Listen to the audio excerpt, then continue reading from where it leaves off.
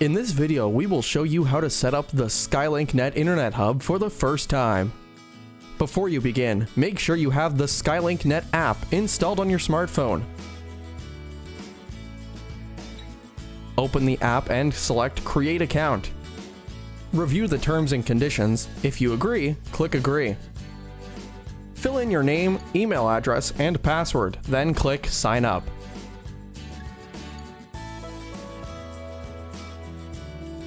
Next, click Continue and go to your email inbox and look for the email from Skylink. Click the activation link in the email to activate your account. You will then be notified when you have successfully activated your account. Open the SkylinkNet app and log in with your username and password.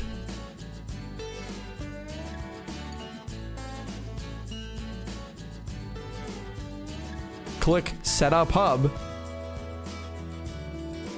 Then select Initialize a new hub.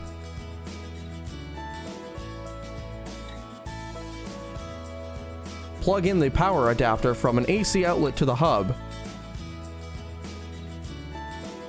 and an internet cable from your router to the internet hub. Then click Continue. You now need to enter a name that represents the hub, such as Home or Office. Then enter the hub ID, which can be found on the back of the hub.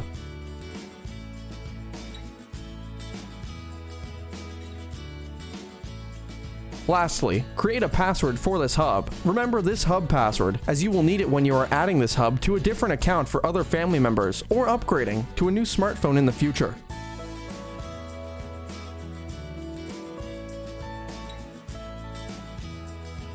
Press and hold the reset button for 10 seconds. Release it when the LED on the front of the hub starts flashing in different colors. Then click Continue. Congratulations, you have added the Internet Hub to your account.